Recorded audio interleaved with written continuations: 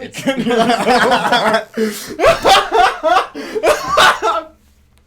well, I'm Jeff. I'm Ryan. It was muted. All right. This is your fault. You pressed that button. I know you did. I didn't. Fuck off, Ryan. All right. Hello, everybody. Welcome to the Okie-Chan podcast. I'm Ryan. I'm Jeff. And this is episode 1. We're going to be doing some introductions and talking about how we got into anime and what we enjoy about it. And then we're going to do our top 10. So, you watched anime long before me. So, how did you get into it? So, this is episode 0, by the way, not episode 1. It is episode 0. Growing up, I found a box of like 250 VHS tapes that were recorded with Adult Swim, and I got in with Inuyasha, Cowboy Bebop, and it turns out that my sister, years prior, would record on our VHS recorder, just Adult Swim episodes. So I started out with Case Closed, Inuyasha, Cowboy Bebop, Wolf's Rain, and everything else late 1990s, early 2000. And I watched all 250 of those VHS tapes, and while I was watching them, I would label what episodes they were, and then I watched all 250 of them again in order. So I seen all those twice, the first time completely out of whack, That's crazy. and then the second time how they're supposed to be watched. On some of those VHSs where you're like, I think this is like 12. And Yeah, what would it like say? I had to guess. No, it wouldn't say. Like, sometimes they'd give a recap that's like, what happened last time. So I'd have to remember what VHS tape that was, and it, like, there's some of them I had to watch more than twice because I got in that order. It's freaking crazy. You're like, this one's 12. And then you rewatch it again, you're like, no, that one was 15. Yeah, pretty much. Yeah. So you got in with a lot of the older stuff. Yeah. Like some of the OG, quote-unquote, golden era good anime stuff. Neon Genesis, all of them, Yeah.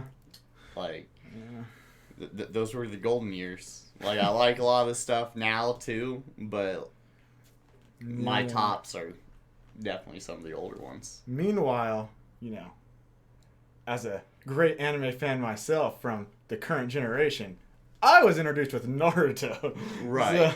And he was also an asshole growing up, knowing that I liked anime, and he was in baseball and a lot of other things, and he would try to pick on me. Hey, I But think I've told I used to be a little bit of a bully to people. who yeah, watched it's anime. okay. Cowboy Bebop got me through. Like, it's all good.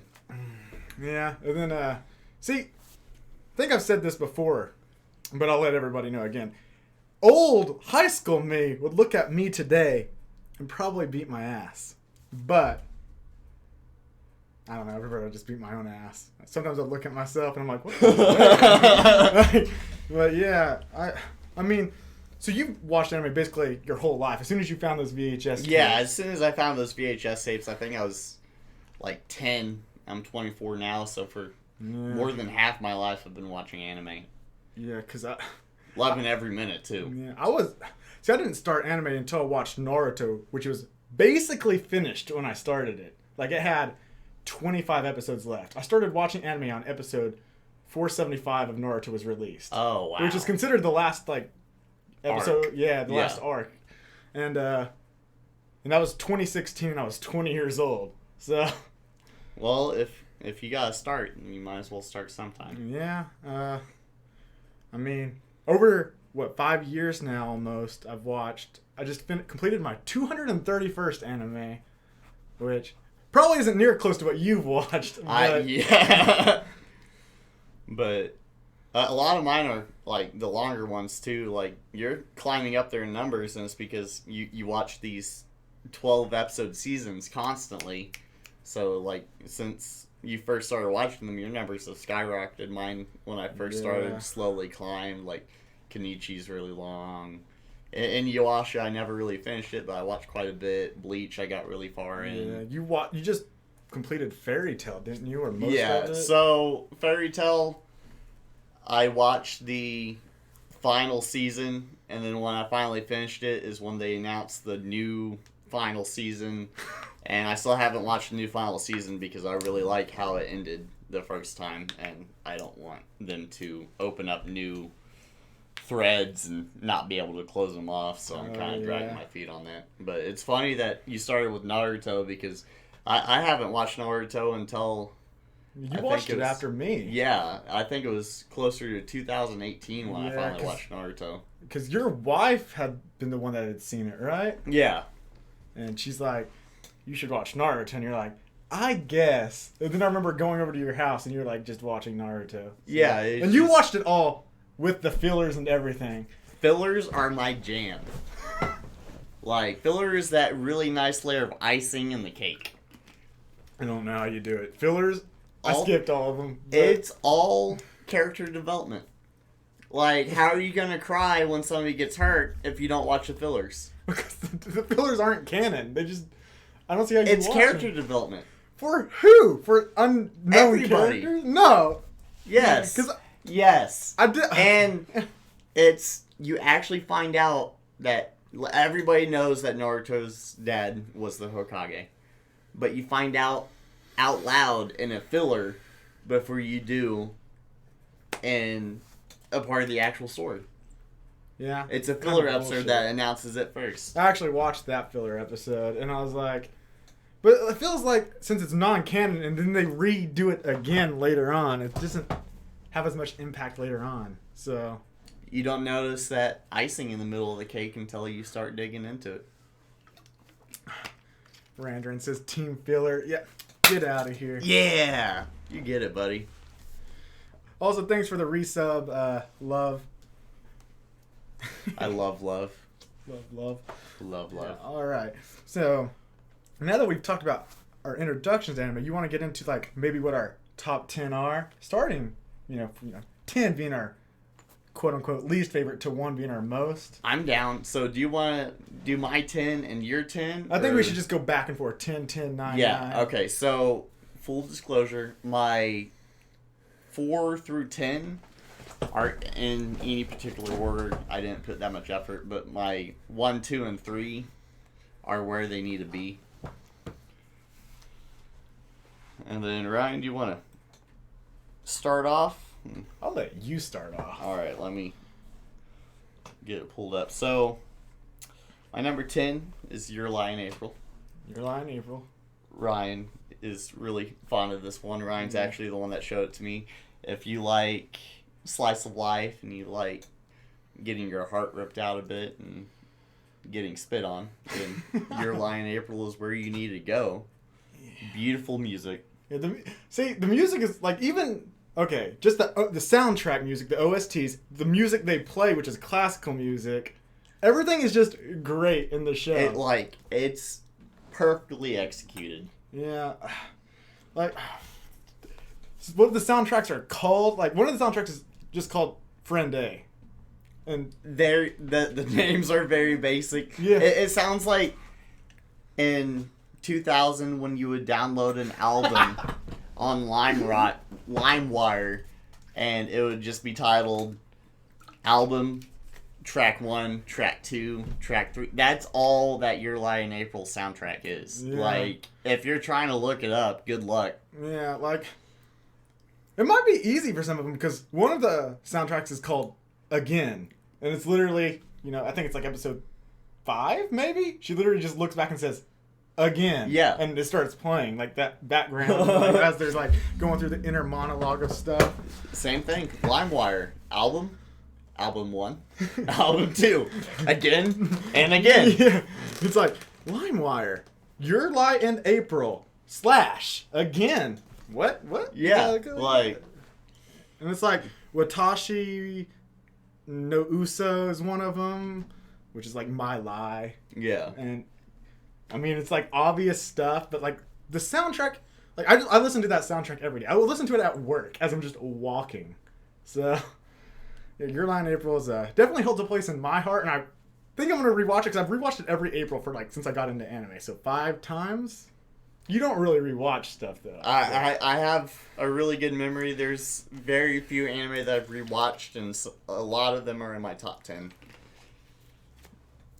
But one I'm going to talk about it more in a minute, but Kenichi, Mightiest Disciple, is in my top 10, and I need to rewatch it because last time I watched it, I think was 2004, 2003 maybe. Like, it's been a long time. Yeah, love. This is a top 10 anime, not manga. I don't think I've read 10 manga. Do you really read much manga? I did in like middle school and high school, you know, because you obviously can't watch anime in the middle of class, so I would just read manga. But it was very like cheesy stuff, like Chibi Vampire and whatnot.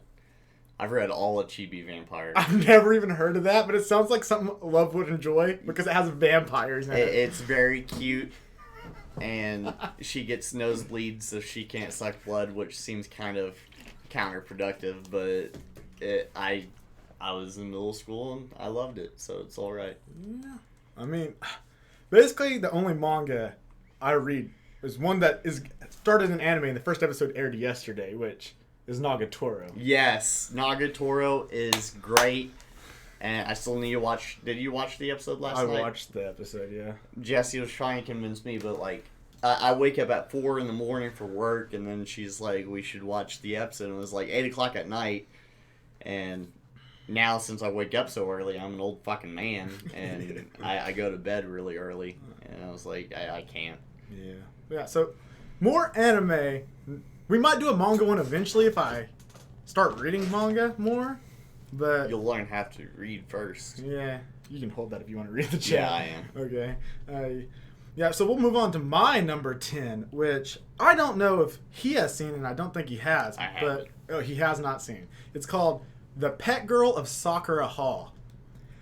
This show, I was debating on either, like, if it deserved a place in my top 10. And whenever you think about a show, as often as Sakura Hall pops into my mind, I think it deserves a place in the top 10. This show, it gets you thinking, like, what are you doing with your life? Are you want to, like, exceed at something, and when everybody else around you is exceeding, and you feel like you're being left behind. And, like, it helped propel me forward in doing like stuff with my life instead of just sitting home a lot. I started going over to his house, started hanging out with other people. Up until this anime, like there was a 6-month period when I got into anime. I didn't leave my fucking room. I literally just sat in my room. So, yeah. And then Sakura Hall came up, and watching the main character of this feel so less than the people around him is like let's start up. Sakura Hall, the main character has to move into Sakura Hall because of a situation with cats that he takes in, and he says he wants to get out of Sakura Hall because they're a bunch of weirdos and he's a normie, but he learns to love these people and realize they're special in their own ways, and he's not, but he wants to be, and they help. When you're around people who excel, you also excel. They push you forward. They drive you. And that show, like, just wants you to be around people who excel to help push you forward. And I don't know, it's just so great. I've never rewatched this one, honestly, and it always pops into my head. I can't remember the ending to the show. I just remembered, like, the subplots going there, and I can't even remember if I finished it at the time. Honestly, I own it on DVD too, so Display it for background. Display it. Oh yeah, I have a thingy somewhere. Well, I was talking about when you're cleaning, which you don't clean, but it's all right. I don't clean. Tell them. Don't look at the boxes in the corner back there, guys. But yeah, here I actually got pictures of these shows. I forgot to put your line April's, but there's a Sakura Hall. Cover them up a little bit. I'll cover me up, but yeah. Yeah, Sakura Hall, just a special anime and a special place in my special little heart. So I'll need to watch it sometime. So my number 9, which, like I said, 4 through 10 isn't in any order at all, but Kenichi, the Mightiest Disciple. There we go. Yeah. So I would consider this a shonen, right? Yeah, I consider it. Yeah, I haven't like, seen it, but it's a classic shonen. You know, Kenichi here, he's a wimp. You know, he gets pushed around a lot, but he has a good heart, and that's what matters in shonen. You have a good heart. And this girl sticks up for him, and he ends up moving in with the girl and her family, and they're all different masters of different kinds of martial arts, and they all start teaching him. And like I said, the last time I saw this was 2004, but like it still deserves to place my top 10 because like the feels that I got throughout this whole anime is amazing, because you get to see this guy develop from nothing to something great. Through hard work and dedication. So shonen. Yeah, 100%. And like, if you haven't watched it, it's about 70-something episodes, I believe. Sounds about right. Yeah, and it's definitely worth your time. Because I've heard several people like talk about this, and I think Briggs, which is a guy I watch stream, it's like his favorite anime ever. So. It deserves to be somebody's favorite. Like, I'll admit, it's not mine, but overall, like, this is the only shonen type to be in my top 10. I don't mind shonen, but there's a lot of other really good stuff out there. Yeah. See, you guys are going to learn a lot about our taste and how we might not lean towards more of a shonen-esque as most people. Yeah. So we're not a basic bitch. Just saying. Yeah, I can't watch that One Piece because it's one piece of shit. Oh my. Like, this podcast is going to get a whole lot longer if somebody tries bitching at me for One Piece. Alright. I'm just going to go ahead and move on to my number 9. Let me find the picture. Grand Blue Dreaming. You might be thinking, wow, he put a comedy in his top... Yes, I put a comedy in my top 10 because it's the greatest comedy in the world. Now I'm going to say one piece of shit. It is not one piece of shit. It is one piece of greatness. Grand Blue, that is, not One Piece. Grand Blue. It is a wholesome show about a guy going to move in with his uncle because he's going to attend college. And the craziness of entering the scuba diving club and all these frat boys and parties that go on. Okay, so that's why it's called Grand Blue. So I haven't seen this either, but he's part of a scuba diving club. Yes. So they live next to the ocean. They go scuba diving all the time, or well, like they go straight diving because there's a difference between scuba diving and straight diving. They go underwater diving with the full gear. Is that scuba diving or? I don't fucking know. That's scuba diving to me. I didn't know scuba diving. I didn't even know straight diving was a thing. So obviously I didn't know it was two different things. But, yeah, that's scuba diving. Okay, yeah. Well, they scuba dive, but you might like it just has some of the greatest facial expressions when moments happen. But when they dive, it's some of the most wholesome content you'll watch, and it has several best girls. See, like my favorite facial expressions, I don't know if we can talk about on Twitch. Are you talking about the Audi Gal facial expression? I'm talking about all of them. Yeah, I don't know either. So, Randarin's a scuba diver. I forgot. Yeah, so. But so, like, what's is it? He's trying to get like, what's the whole plot? Well, he just wants to go to college and party, but not really party. He gets drug into like all these antics with people who are partying. Like, it's so hard to explain. So he's trying to focus on school. He's focusing on living away from home for the first time and attending college away from home.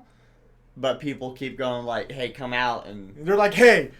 He's like, the first interaction he meets with this club, he walks in and they're all naked and drinking. And he tries to run away. It sounds like my kind of party. Yeah. Not mine. I don't need naked guys. But I would party with these people. So, because They drink oolong tea, which is 90% vodka, 10% whiskey. Oolong tea. Oolong tea. Yeah. I can dig it. Yeah, it's pretty good, and I recommend watching it if you just need some laughs sometimes. So, my number 8, while Ryan gets it up, I'm going to go get me a drink. And I'll be right back. Getting him a drink. Let's see. What the heck? There it is.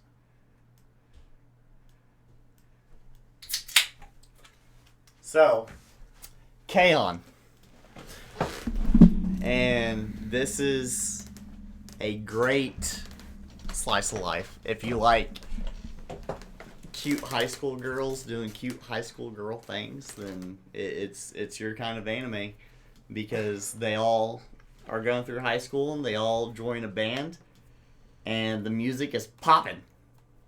It's perfect. There's plenty of hurdles for them to pass. There's a lot of really cute moe moments. And yeah. I'll talk about this one more when it comes up on mine, because I do have it higher on my list.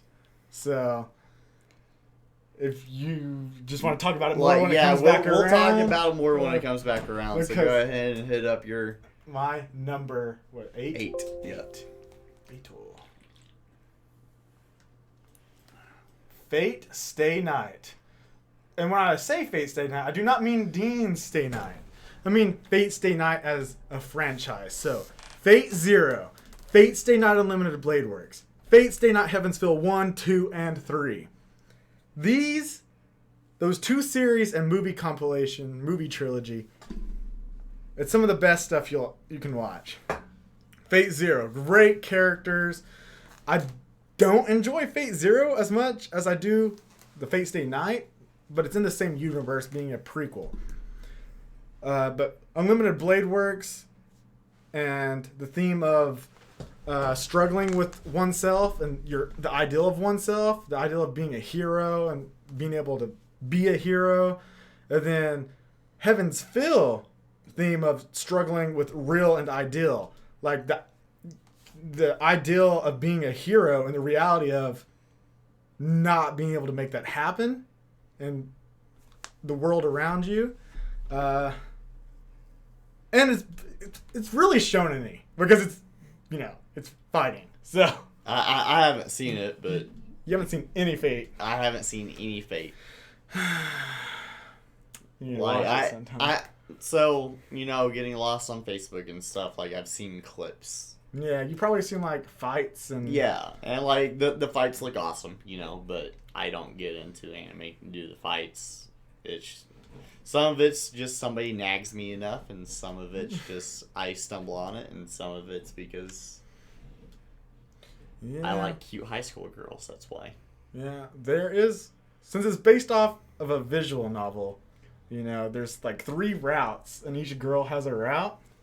You got Saber route, Ren route, and Sakura route, which is based, Facing Eye, Unlimited Blade Works, and Heavensville. Right. I love Ilya the best. She doesn't have a route. So she's just a free spirit. Heavensville is her route in my heart because of how it goes and what she does to help everybody. Right.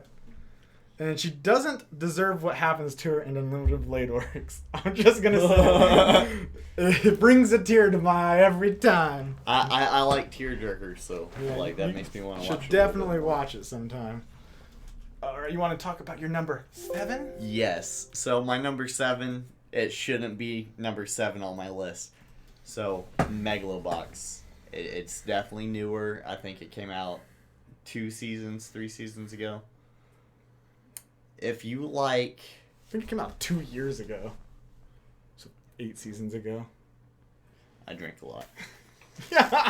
So, if you like an overpowered protagonist proving himself and defeating all odds, Megalobox is your anime. I'm gonna be honest with you. I watched, I think, 3 or 4 episodes of this one, and I didn't like it very much. It's my jam.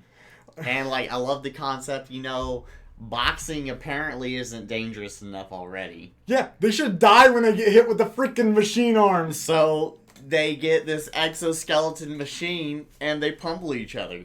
Yeah, if you get hit in the head with enhanced biomechanical arms, I think there should be tougher consequences than what we're showing. I completely understand where you're coming from, but I've also seen animes where people fly through 20 different walls and they don't die. Those are shonen now, and this isn't a shonen, but it follows the same lines as shonen. But they're human characters. 100 episodes long, which is great.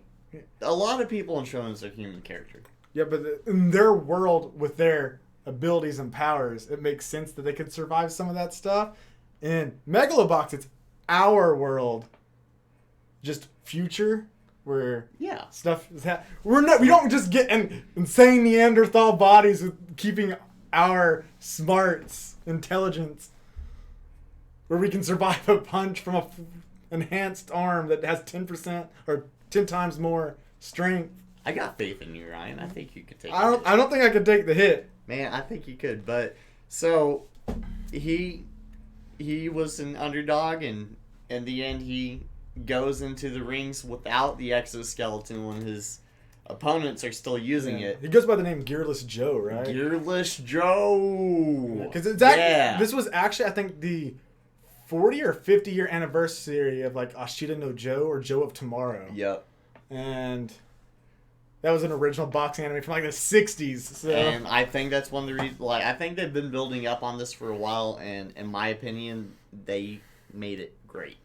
And they're coming out with a season 2 soon, which I'm really looking forward to. Megalobox No Bad starts airing. It started, I think, 3 days ago. So, it's already started. Yeah, the first episode's out, but I didn't finish the first season. So man, like, I got 2 kids at home, so I'm not really up with the times as much as I wish I was, but that's okay because I'll catch up eventually. So. Yeah, I'm always kind of caught up on seasonal anime. Not really. I'm usually caught up on like 3 shows, but I guess we'll move on from mid Megalobox. You know, because it's 7. That's pretty mid, right? Yeah, that's close to mid. It's like mid. And 2, what used to be considered my favorite anime of all time until a couple years ago. So this I have seen. Steins Gate definitely deserves to be in a top 10. Yeah, Steins Gate is... We tried to like not go over each other as much in our list because Your Lie in April would have been in my top 10.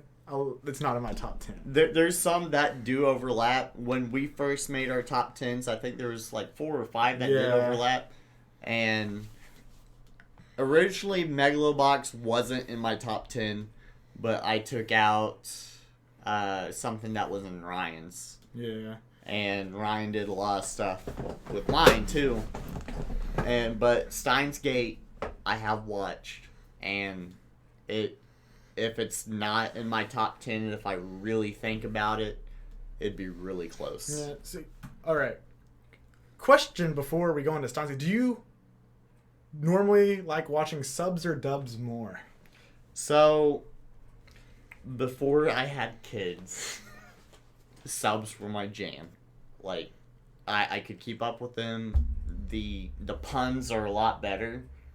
And overall, like, it's just a better experience. But now with 2 kids, it's hard to watch something that I have to read while keeping an eye on them. So now I would have to say dubs just so I could watch it. Yeah, I'm usually, I'll watch either or. I mostly subs, but Steins Gate here. This is a big hot take for everybody. I think the Steins Gate dub is better than the sub. Just the overall flow of conversation, the westernization of some of the jokes of like flying around in a box, the telephone box, and some of that stuff. And they're always talking about like CERN, and because that's a Western European company. It's right. Science, whatever. I don't remember the thing, but they actually exist. And Steins Gate, the dub, phenomenal. And you know, it's a show. It's just give the first episode a try. It's hard to talk about Steins Gate without spoiling anything. Right. Even I'd say give the first 9 episodes a try. Some people will say, "Oh, it starts out slow." What are your thoughts on the beginning? Steins Gate starts out extremely slow. You think it's slow? Yes. So it starts out really slow. Oh. But the end of it made everything 100% worth it. Steins Gate does belong in people's top 10s. 100%. And, like, I've watched, I think, over 500 or 600 different animes now. And, like, Steins Gate, like, I don't really like futuristic-y stuff too much usually. Yeah, that's sci-fi, futuristic That stuff. sci-fi, Yeah. but, like, Steins Gate is probably one of my favorites. So if you like sci-fi, if you like futuristic, and if you just like classic little Western puns here and there, Yeah. Steins Gate is where you need to go. See, yeah, and the sub is not bad. I mean, the main character is voiced by Mamoru Miyano, which he's highly regarded in the anime community as a seiyuu for his crazy like voice acting antics all over the place. And I just prefer the sub I prefer the dub over the sub for Steins Gate because I'm always looking at the background and how the direction of because Steins Gate's directed really well. Yes. Like the camera angles, there's like stuff 100%. happening in the backgrounds. Like stuff in episode 1, like you can see stuff. So the last comment here, you're not watching Steins Gate, but the interpretation of an interpretation is really well put.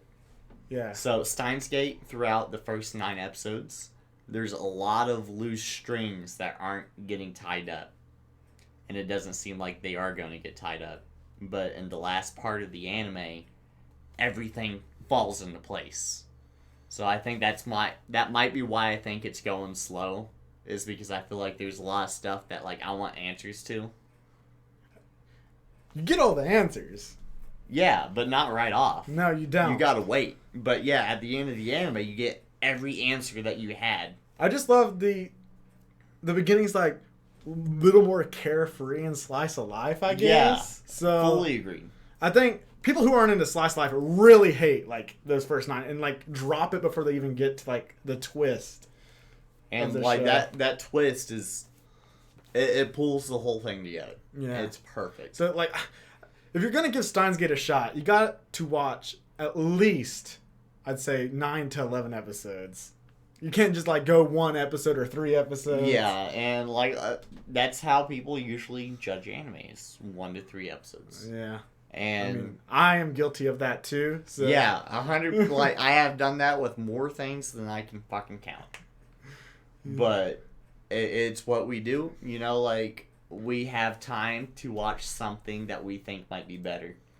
Like in my top 10 and Ryan's top 10 is an anime that I've asked Ryan to watch for the last you're gonna tell the story 10 years. Of like I'll let you finish the story, but like when we say watch something, just watch it. Don't ask questions. All right, you want to go on to your number 6? Yeah. Alrighty. So this, just like Megalobox, it deserves a higher place. So this is one of the animes that I really got started on, Kino's Journey. So they've recently re-released it as a new season or a new series, and like it was all right, but the original Kino's Journey from what 2002-ish? Yeah. Right about. It will hold a perfect place in my heart forever. This is a great anime about the main character. She's riding around on her motorcycle named Hermes. And like she talks to her motorcycle. And she's just going through country after country, you know, just learning their traditions, just traveling. She's running over all these hurdles, and she's constantly overcoming odds that are stacked against her. Yeah. And it is just a beautiful, beautiful anime. Yeah, I haven't seen any like Kino's Journey, so you know, slice of lifes when they bump into these hurdles. It's like a small hurdle, you know. Like, so it's just slowly building up this character over like small little hurdles throughout. It's not small hurdles though. So like, because I heard like your basic slice of life. It's small hurdles like passing a test, getting somebody to like you, just something small. Yeah. Kino's journey is like, I don't want to die. That seemed pretty big. Yeah, like they're huge hurdles, and she's constantly clearing them. And throughout the whole thing, it's beautiful character development. You're learning more about her and why she's riding around, and it completely gets you out of your own head, and it makes you think about the world and people within it. You know, like, people are shit, and Kino, she learns it firsthand, but she handles it like a champ. You know, like, she just got punched by an exoskeleton suit of armor, and she takes it like a champ, just like you, Ryan. Yeah, I'm not getting punched by an exoskeleton. And I'll watch Kino's Journey someday, and it'll definitely be the older one, because I've heard from several people, including Jeff here, it's just the better way to consume it. So, yeah, Kino's Journey. Kino's Journey. All right. So, now we're moving on to my number 6, which is Clannad. Yeah. So this is also on your list, and it's higher than 6. So I won't say much about it. I'll just say Clannad is, I don't know, it's just so fucking good. Like, go ahead and tell them the story. You know what? You can tell the story. Okay, I will. Oh boy, howdy, I will. You guys wait till my number 4. Yeah. All right. So we'll wait and talk about Clannad here in a minute. All right, I'm fine. So I'm hopping to my number 5. Yeah. Oh boy, howdy. Let's talk about GTO. Great Teacher Onizuka. So another late 1990s anime. And so GTO, he was a thug, you know. Like, he's part of a bike gang, he was a leader of a biker gang. But he's trying to get his life back together, and he likes cute high school girls. So what does he do? He becomes a teacher. But not of a high school. No, of a high school. I thought it was a middle school. I'm pretty sure it's a high school. Yeah. I mean, it might be middle school. You might be right. But you know what the best thing is about high school girls? They never get older, no matter how old they stay the same age. All right. So, I get old. Since of his background being a thug, whenever his kids would act up, you know, most teachers, like, they put him in the classroom full of all the, like, delinquents and all, like, the kids that gave teachers problems, and because they thought that he would quit. But do you know what he didn't do? He didn't quit. And he didn't handle it like a normal teacher would. He handled each student individual different, like, depending on their needs, didn't he? So, like, you'll see it in episode 1, and I fully recommend you watch this. Like, it's going to be great. So, episode 1, there's this girl, you know, she tries seducing him, and she takes some not good pictures for his teaching career, and she goes back home, and Onizuka learns that she doesn't have a good home life. So what does he do? He doesn't just call her home. He doesn't wait until the next day to talk to her in person. He goes to her fucking house and breaks down the wall with a sledgehammer. Yeah, because her parents are sleeping in 2 different rooms, aren't they? Yes. So he, like, breaks down the walls in the hearts of the parents to, like, get them to look at each other. Exactly, and she's always talking about the wall in her heart, and the wall in her heart is linked to the wall between her parents' room, and he breaks down that wall with a sledgehammer. Yeah, it's like the biggest visual metaphor for breaking down the wall in her heart. And, like, he pretty much just says, like, stop bitching about this wall, it's gone. And it's perfect. Yeah, I've only seen that first episode, but I always remember that. Yeah, scene, like, it's a good scene. And it's a great staple for the rest of the anime. Yeah. Great staple. I need to finish Onizuka at some point because I know I'd really enjoy it. But It's good, like, for somebody that's a little younger than me in anime, you know, like, take your time. It's alright. It looks nasty! I can't watch it! But get past the animation because I know that's one of your things and just watch it. Like, it is great. It's great. Alright. I'll put that on my plan to watch list with 300. Man, that thing is 1,000 miles long. Yeah. Yeah. Alright, let's move on to my number 5. Oh, we're getting into my top 5. I could talk about my top 5 for hours. But we don't have hours. So, I'll be talking about Tomoko Market and a Tomoko Love Story. I'm putting them together. They're the same series. It's just Love Story's a sequel movie. I accidentally bought 2 discs, and I gave him one. Have you planned to watch it? So I'm almost done with the first disc. So you watched like 8 episodes. I think the first disc has like 8 episodes. Yeah, right? so I think I'm on episode 8 right now. Are you watching it with your wife? Yes. Because she also told me she wanted to watch it. Like, I didn't even know of this until last week when we were talking. And I brought it home to her, and she pretty much jumped off the couch from how excited she was. She's like, I've been wanting to watch this for so long, can't find anything to watch it on. Tell him I said thank you. Yeah. Okay. I told her, fuck no, Ryan doesn't need it. I don't need a thank you. But, okay. Tomoko Market, you can't really spoil the show, because it's a slice of life. Yeah, slice of lives are great because you can talk about them all day. Yeah, and, okay. I just rewatched the first 3 episodes of this, actually. So I can talk about those to, like, an absurd extent. But Tomoko Market, it's a show about community and everybody helping out. Yeah. And it's just everybody helping out in your community. Like, episode 1, the beginning sequence, right after she's leaving school, talking to her it's well animated, guys. I could talk about just how you get to know these characters before she even hits home and you get to the opening scene. It's beautifully animated. One of the things it's probably the only thing that I don't like about it so far. Her hair always looks like shit.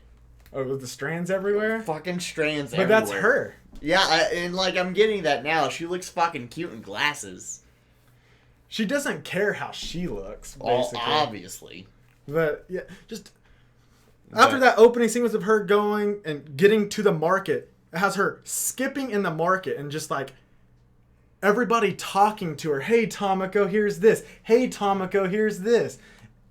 The community of her market she lives in. Yeah. And just the love of everybody in a community. Like, you saying out loud, it makes me really surprised that she didn't get as fat as that bird.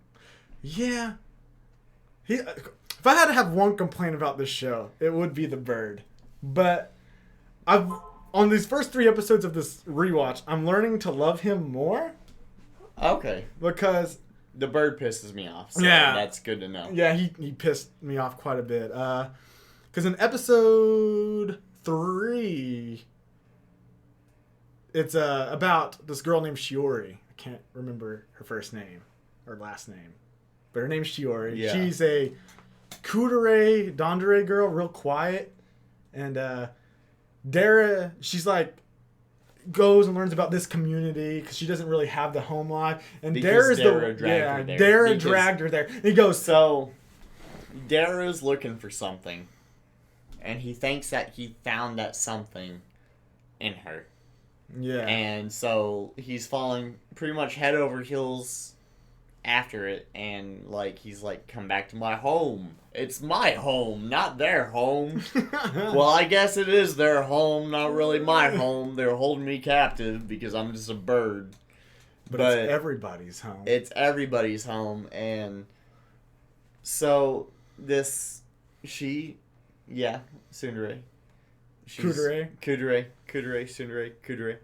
Dandere. She's very shy, and she kind of comes off as not liking anybody, but she's just really shy, and she really wants a good friend, so like Dara helps her out a lot by introducing her to the protagonist. Yeah, Tomoko. Tomoko. It's Yeah. in the fucking Like, name.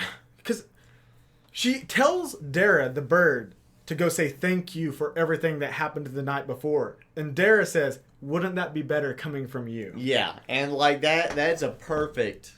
See, without Dara there pushing these people along, nothing would happen. Yeah, nothing would have... Yeah, you're...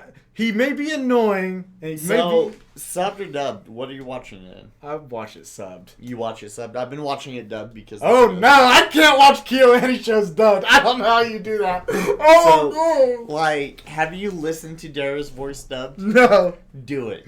It is terrible. Like, you'll hate him so much more. I haven't listened to it subbed, but I hate Dara dubbed. I can't watch shows like that dubbed. So, just listen to Dara's voice dub. So, you know the perfume guy from Fairy Tail? Or have you seen Soul Eater? No. So, alright, so Ryan's completely out of the loop. If you've seen Soul Eater and listened to Excalibur and dubbed The Fool, or watched Fairy Tail, and there's the perfume guy. He always talks about somebody's perfume. Can't. Like, Dara's voice, it's not the same voice actor, but his voice reminds me so much about him, and it just pisses me off.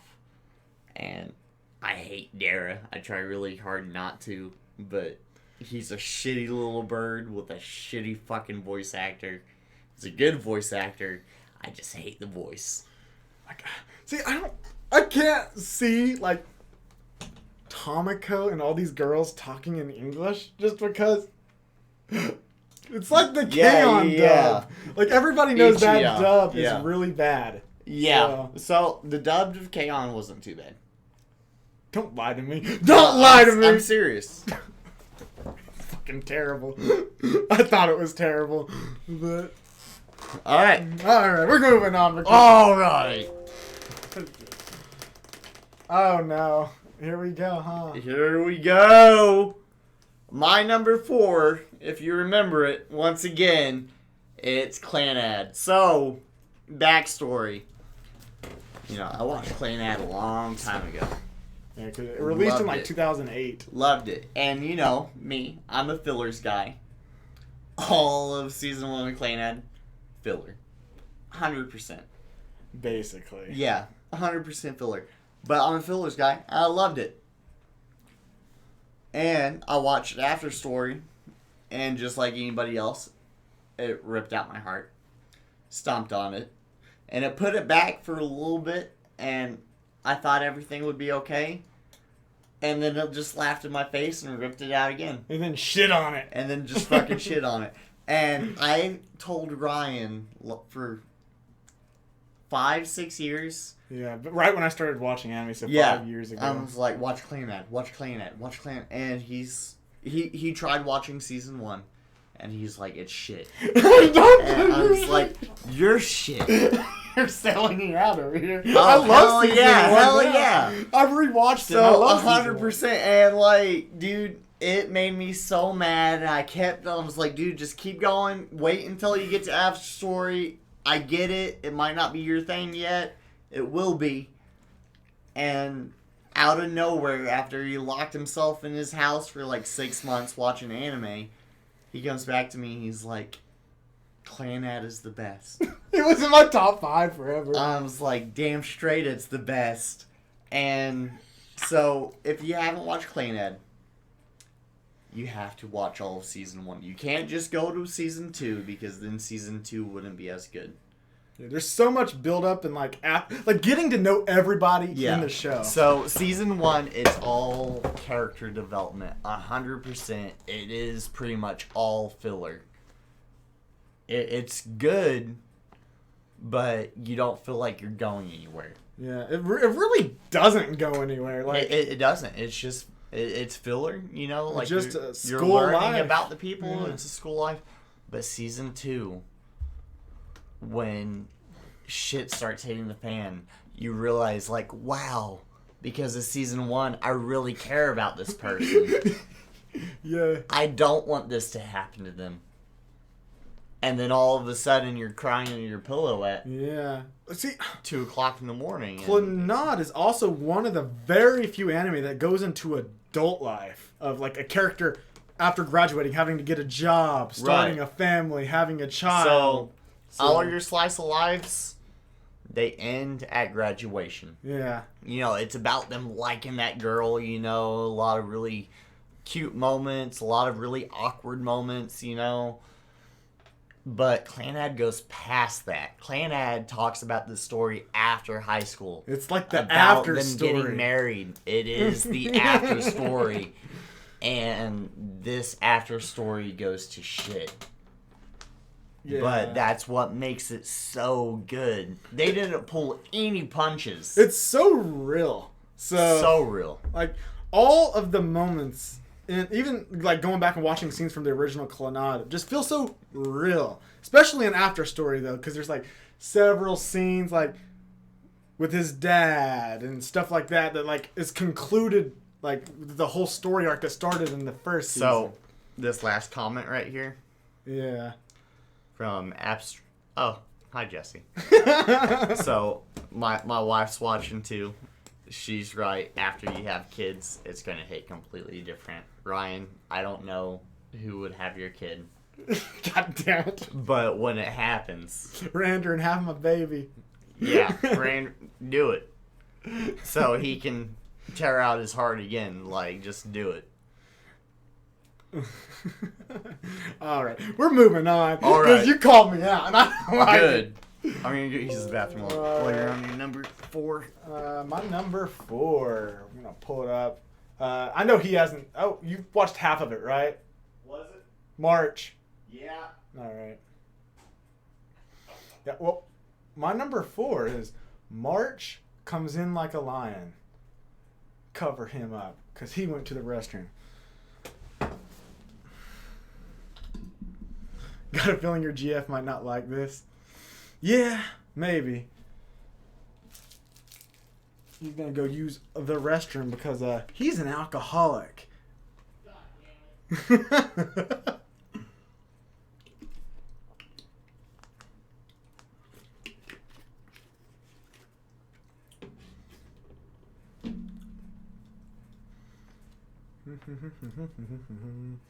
Waiting on the alcoholics in the house.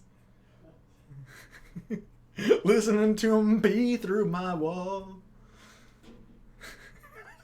Alright, I'll just start talking about it. He'll join in. Marge comes in like a lion. Studio Shaft. This show is a phenomenal take on anxieties and depression and overcoming those. It's about a 17-year-old depressed teenager who lives on his own for reasons that are explained in the show. And he makes his income playing shogi professionally. This show is all about the characters and all about the struggles he goes through. The first 7 or 8 minutes of episode 1, when we first start the show, I don't think there's a word spoken. It's just scenery, the character, a shot of the character through a glass of water, to show that he's drowning and what he's thinking about and stuff. Him walking to the shogi hall, him sitting down, him playing shogi or getting ready to play shogi, and then the first word is spoken, and it's from his opponent. That scene, it blows my mind every time I watch it. March, how much March have you seen? So I'm buried, but I'm back. Yeah, he back. So I hit him. I've seen quite a bit. It's March comes in like a lion. Sangatsu no lion. Yes, so it's great. I'm pretty sure I've seen about half of it. I don't want to give anything away, so I don't want to talk about where I left off. Yeah, because there are a lot of spoilers in this show for it being a slice of life drama. 100%. So. Usually slice of life I'll talk about all day, but March comes in like a lion. There is a lot of things to spoil. Yeah. It talks about depression. It talks about anxiety, like you were saying. And it does a very good... It explains it very well. Yeah, like coming from... If you've ever dealt with anxiety or dealt with depression, I really suggest you watch this because it's him going through it, and it's really accurate. Yeah. And the anime does... I haven't read the manga. This is a manga. It's based off of a manga. But the anime does a really good job showing, like, his mood through color. Like, when he's on one side of the river, everything's just lit up when he's at this house with these three sisters. And it's just like a completely different show. So, like, you're right. Like, a lot of his life, it was really dull, kind of like black and white, you know. He was just dark, gray, crossing the T's, dotting the I's, getting through life. And then he starts hanging out at this house with these three sisters. And then there's a whole lot more color. He's now dotting the T's and crossing the I's. He doesn't give a shit. And his mood completely changes. And him as a character himself, like, he changes too. And it's a beautiful anime. And even if you've never went through anxiety or depression, like, it's a good watch. Yeah. It is kind of slow at first.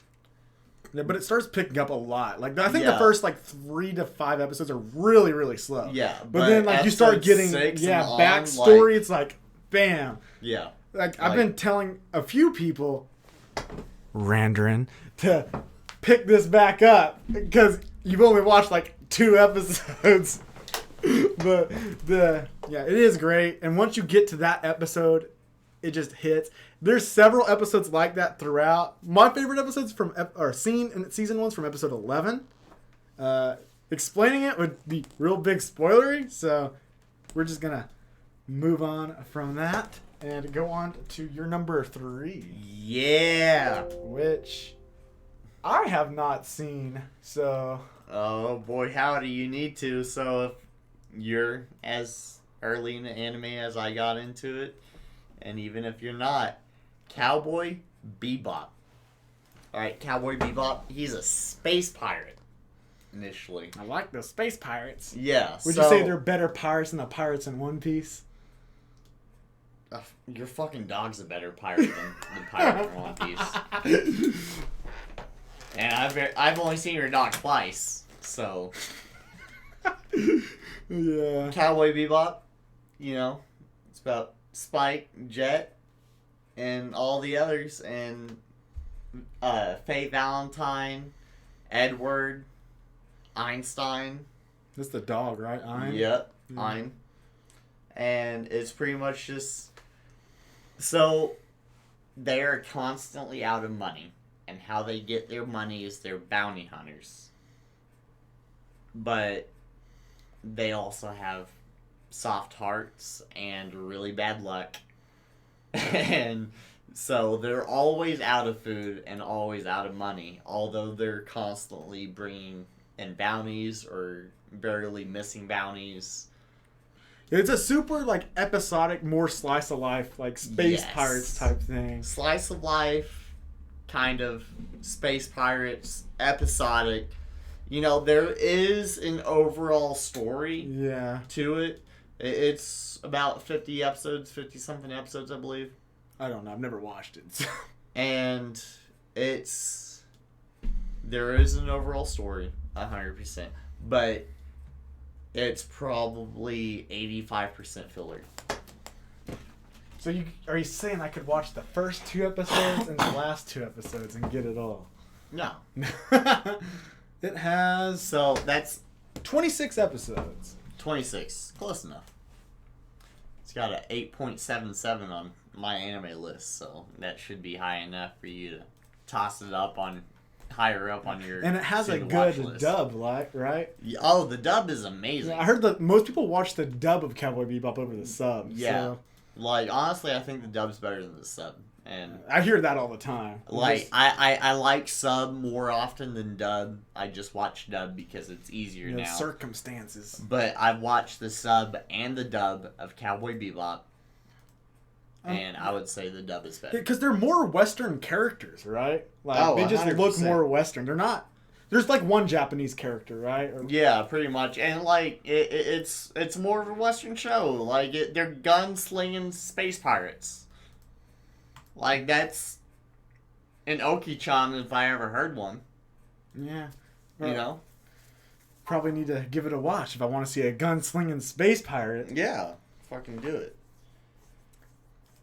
Most people liked the dub because it was old, and that's when they watched it. Was on TV. There are space pirates in One Piece. Well, it's a good thing I've never seen them because those space pirates would be shit just like One Piece. All right. We're going to move on to my number. Whoa, boy, howdy. Before we just talk more shit. Are you going to tell the story on this one now? Remember what I used to say about K-On? So, okay, yeah, I'll go ahead and tell the story about K-On. So this was before Ryan got into, like, the whole Moe vibe. K-On! Let's get it, buddy. Like, K-On, once again, cute high school girls doing cute high school things, just doing their jam. And when I mean jam, I mean they formed a fucking band. And I told you to watch it multiple times. And you're just like, what is this shit? I'm too cool. I don't watch shonen except for Naruto, but this isn't my jam. And what number is this on your list? It's my number 3. It's your number 3. Yeah. Huh. Imagine that. Yeah. Something I recommended to you on your number 3. Yeah, it's higher than it was on yours. So. Yeah. Like I like K-On a lot. Yeah, because But I'm also not late to the show, so. Yeah. I've recently just watched, maybe about a few months back now, 3 months ago, I finished the movie. K-On is Naoko Yamada, who is my favorite director's first show she directed. And it's just so good. It's like, Yamada knows how to do characters and explain the characters' feelings and who these characters are through animation. Like, there's like no words a lot of times. First episode is just a shot of Yui's room. It pans out. You see a frame of graduation. Looks middle school. You see her in bed. Alarm clock goes off. She gets up, puts on a uniform. You're like, oh, is it first day of high school? You know all this with no dialogue. And as she runs to school. Dialogue. And it's so cute. So, I mean, Moe. Yeah. 100%. Like, it is adorable. And, like, what's the stage fall scene? What's her name? Mio. Mio is the cutest little high school girl that you ever saw. Yeah, she's shy. She didn't even want to sing. She didn't. And the 4 of them being bullies, they're not bullies, they're sweet as can be. But the 4 of them being bullies to Mio, they're like... They do kind of bully her into like... Yeah, they do. It. They're like, just do it. Yeah, and then like she trips and falls and shows everybody her blue striped pantsuit. Yeah, so, and oh boy howdy. And for the next... Did she get embarrassed? Yeah, for the next 2.5 years, she never lives that down. Yeah. So, The only thing that I don't like is the bitch's eyebrows. Oh, Moogie's. Moogie's eyebrows, like, it looks like they're just egg yolks that are slowly flattening out on her forehead. And it makes me so mad. But one of the things that made me laugh is there's an episode of the protagonist having a dream of eating them. Yeah. She's having fever dreams the whole episode. Yeah, and, like, that kind of made it worth it. Yeah, so, K-On's one of those shows, like, every episode, like, you're just going to enjoy. It may not be your favorite, but it's just easy to watch. Yeah. Like, season 2 is, like, there's several episodes in there that are, like, I was like, oh, it's all right. But, like, you get to, like, the episodes that you enjoy a lot, and then you look back on those other episodes, and it's great. Because there's, like... Season 2 has this episode where they go to a festival for the first time. And going to music festivals myself, and I remember the first time I went to one, and just like camping there and watching bands and going back and sleeping in a tent. It's like... It's very accurate, yeah. And like, so like he said, it might not be your favorite thing, but like it is a good watch. If you have like a really small hobby, like crocheting or like building Gundam or just something small, put this on for the background. Yeah. You know, it's real easy to watch in the background. It's really easy to watch in the background. You know, like if you're fully committing your time to it and you're expecting something extravagant, this might not be for you. But for somebody that does really like humble and moe and slice of life, 100% it's for you. Yeah. K-On. Yeah, and you will cry at the last episode. If you don't cry, I don't know what to say, because that last episode's so good. So good. All right, you're number 2, right? Yes. You changed your 1 and 2, didn't you? I did. When'd you change that? You just changed those, didn't you? No, I changed them today at work. So I work 3/12s. I work Friday, Saturday, Sunday. So I've been up since fucking 4 o'clock this morning. But I'm still running good. I got a whole lot of beer in me. Beck, Mongolian Chop Squad. Have not seen it. I Ryan don't know hasn't much seen about it either. So, Beck, Mongolian. So, this kid, you know, like he's quiet, shy protagonist, you know, how all the good anime start. And he's starting to get into like this slightly rougher crowd, you know, like this more outgoing this crowd. more rock crowd type This of stuff. more rock crowd. And he gets his first guitar and he starts spending hours and hours and hours learning how to play this guitar. And there's a very hot like love interest going on. And the soundtrack of Beck Mongolian Chop Squad is the best soundtrack there is. See, this is one I've been meaning to watch forever. Best music anime there is, and I know your opinion on that, but you haven't watched Beck yet, so don't talk shit. This is my light. This is my light. So I don't want to ruin this and talk about it because I could talk about Beck Mongolian Chop Squad for hours. But watch it. Like, here's a fun fact. You know Rage Against the Machine? Yes.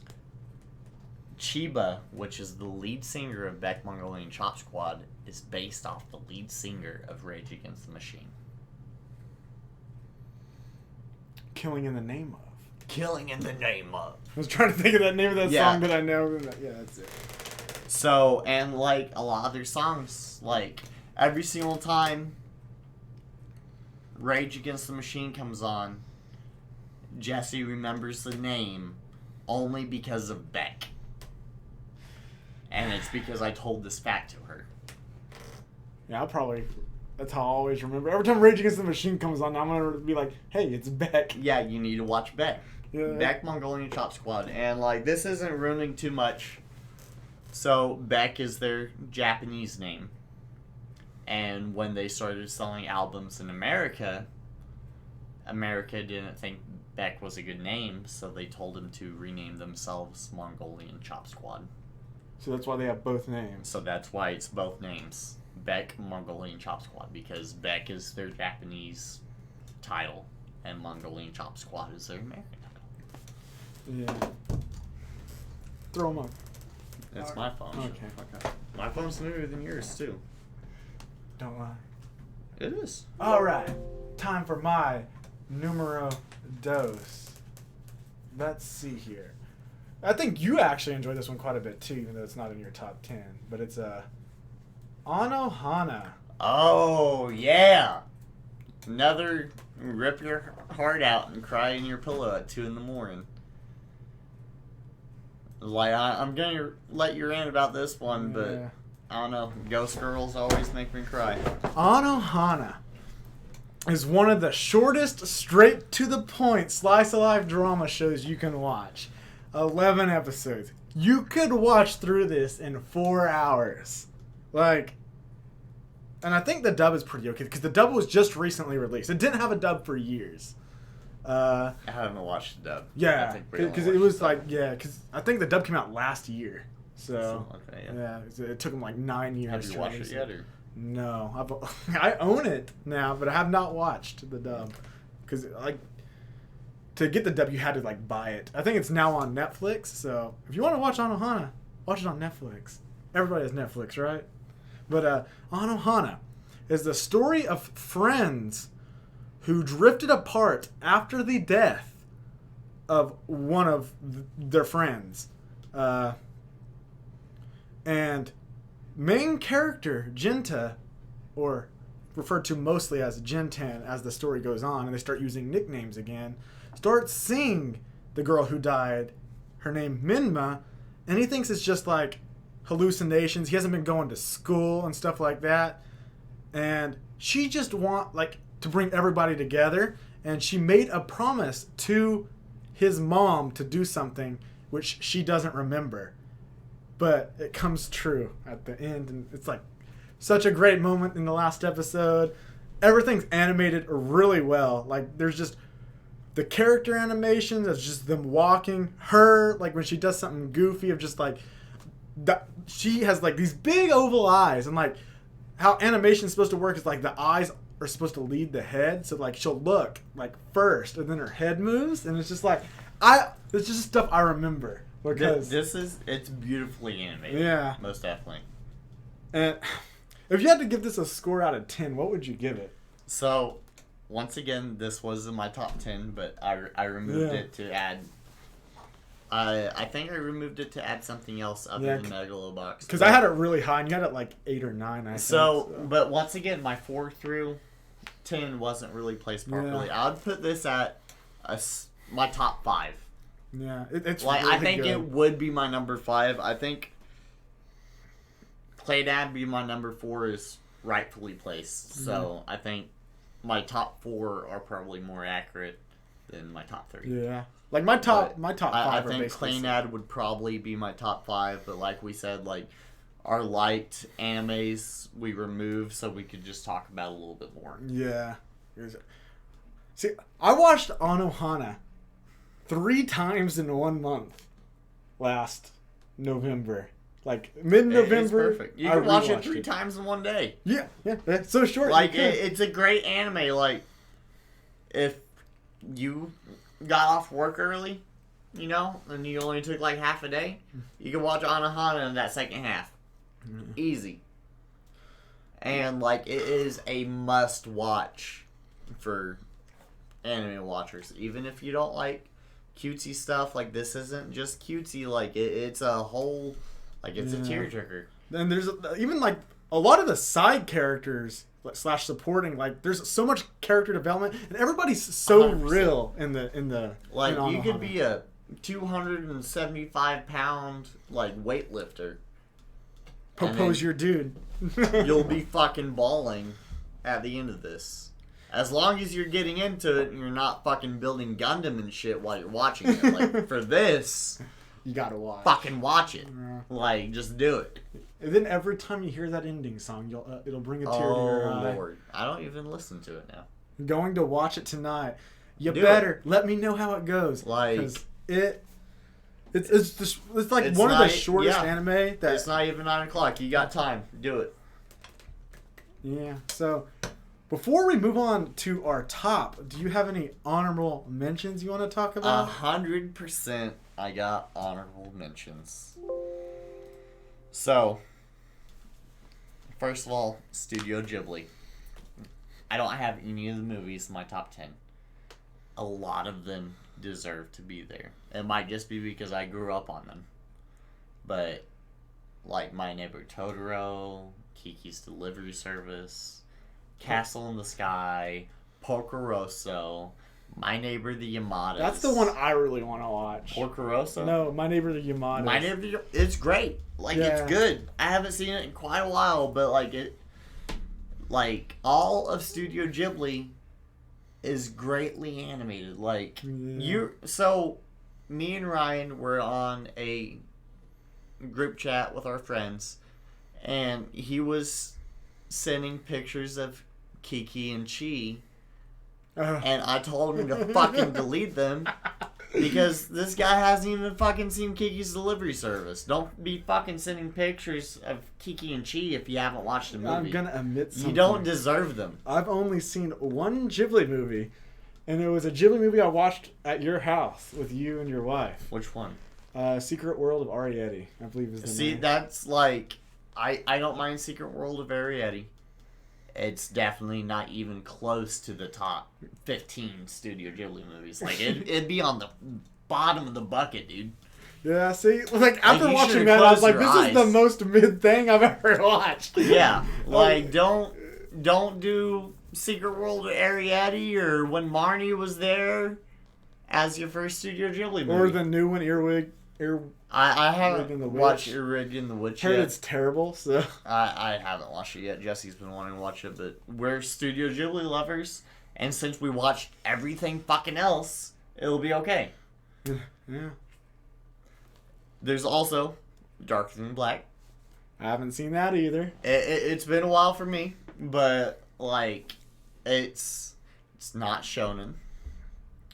But it's pretty damn close. Like, some of the stuff that they do in Darker Than Black is fucking amazing. Yeah, it's like superpowers with consequences, isn't it? Yes.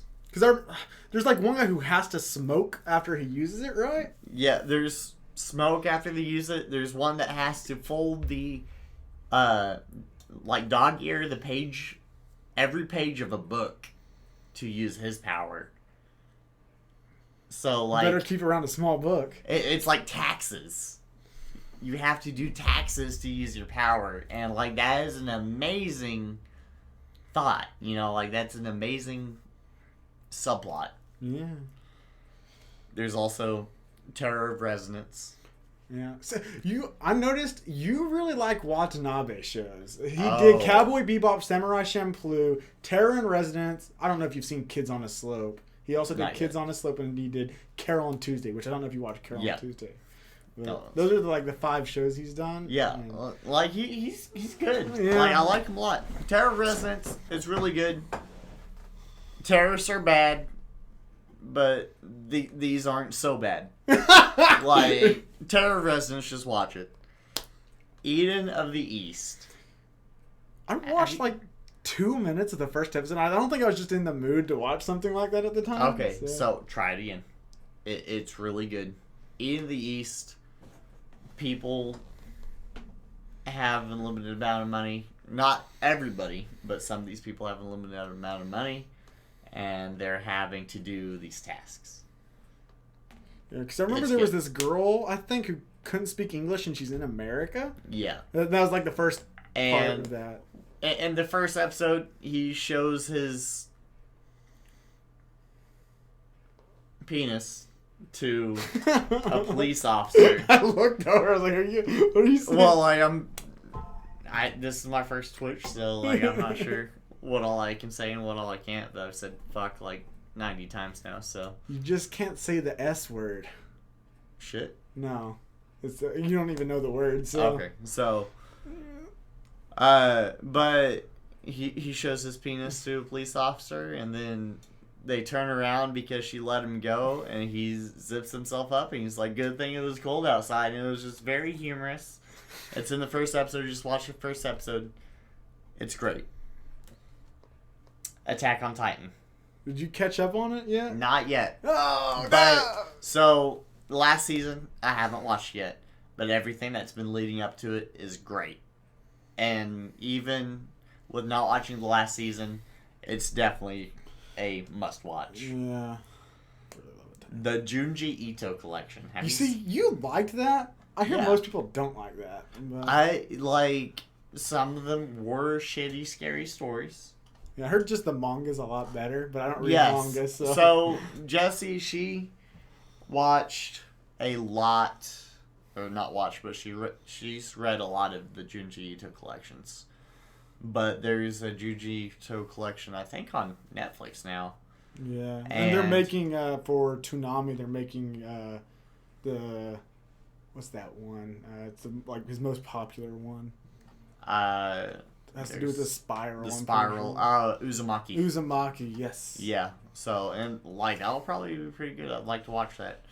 But Junji Ito, like, some of the stories, you know, like, I like listening to just random creepy stories on my way home, to and from work. Like, bad creepypastas, I just put it on YouTube and let it shuffle. But Junji Ito is like a movie version of that, and it's pretty cool. There's also Blue Gender. That's Satoshi Kon, isn't it? I believe so. He also because he also did Paprika, Yeah. the Millennium Actress, and stuff like that. So, right? have you ever watched? It's that old space movie. It was kind of humorous and really gory. It's like Star. You watch a lot of old stuff. Yeah, it's my jam. But I can't remember it. But like, if you like giant bugs and people trying to take back the planet, like. Yeah, you showed me a clip from it. this one, didn't you? Oh yeah. Yeah, I actually Like, did look pretty bad. it's really interesting and it's really good. There's also Hella Girl, which is really good. Yeah, I don't know about that one, fam. I know. I know. I think a few people I know like it. I just never watched it. So it's really good. Once again, like, there's a lot of creepy parts to it, and if you every once in a while you like feeling your skin crawl, watch it, and it's good stuff. And that's all for my honorable mentions. Do you want to go through yours before I hit my? Yeah, I just have some of mine off the top of my head. Yeah. One of my honorable mentions is the best sports anime Yes. ever. Billy. Billy. I'm sorry, Billy. Yes, Starship Troopers. Have you seen that? No. Starship Troopers? You know who that is, right? It's Tyler. Oh. Yeah, thanks, bud. Man, movie guy coming in clutch. Hell yeah. When you say go ahead. the best, but my honorable mentions, I'm going to talk about the best sports anime of all time, Chihaya-Afaru. It's really good. Starts out different than what it turns into. Right now there are 3 seasons and it's like 75 episodes long. It's about a game called Kurita, which is a 100 cards poem game where 2 opponents sit across from each other, and whenever the poem is read out by the person, you know, saying it in a certain cadence how it's supposed to be said, they have to swipe at the card of that poem. So like it'd be like Chihaya-Afaru, and they have to swipe that card that says that. Okay. And each there's 100. It's called Kurita, and it's 100 cards poem game, but only 50 cards are in play. 25 on your side, 25 on the opponent's. And like when you swipe the card on your side, you lose a card. If you swipe and take the card on the opponent's side, you get to send a card to the opponent because you took their card and they need to replace it. And once you're out of cards on your side, you win. Okay, so there's 25 on yours and 20. So there's 50 cards total or 100? There's 50 cards in play. There are 100 cards poems. Okay, so there's 100 poems, but you only use 50 of them you per use round. half. Gotcha. Yeah. Okay. So because you can fault. Like if you swipe and hit a card and you fault, the opponent gets to send one over to your side. So you gained one and they got down one, and it's like really good. Really gets into head games and like strategy you wouldn't think would be possible in a sport like that. So Right. Okay. Chihaya-Afaru, everybody should watch. Another one from me, Vinland Saga. The first season of Vinland Saga was one of the best things I've watched in recent years. Have you watched Vinland Saga? I have not. It's Studio Wit, and it's the same studio that did the first 3 seasons of Attack on Titan. Okay. So it looks great. Vinland Saga is about Vikings, basically. And the main character, Thorfinn, it's so hard to talk about this without spoilers. This is super heavy on. Like a lot of the top 10s were. Like, yeah. And it's just about his character growth through stuff that happened to him at the beginning of the series and like how he grows. And like the last, like basically almost last scene of the show, there's like a small little segment afterwards. So like, so this season 2, we're gonna get into like swipe around the world, right? But like, just an amazing scene with him and a knife and everything he had been through, and like, I could talk about just the importance of that scene forever because. Yeah, it is based on real Vikings, but I don't think a lot of the stuff didn't happen how it did in Vinland Saga. Like, there's a lot of like falsehoods. Like, I don't think Thorfinn might be a real character, might not be. Askeladd, I think Askeladd's made up, right? Thorfinn was a real character. Askeladd was made up. And then there's the king of the Danes and so. For these being honorable mentions, you're talking about them like they're the top 10. That's so fucking good. Man, you get so into it. I fucking love it. It's because it's not done. It's like, it's hard for me to talk. Like, all the shows in my top 10 are completed. There's like no more. So your honorable, like this one's not finished? All the shows I'm talking about now aren't finished, but like they have an opportunity to be in my top 10. Then I'm never going to fucking watch them if they're not done. Like, yeah, I mean, Vinland Saga has been a manga that's been ongoing since like 2002. Right.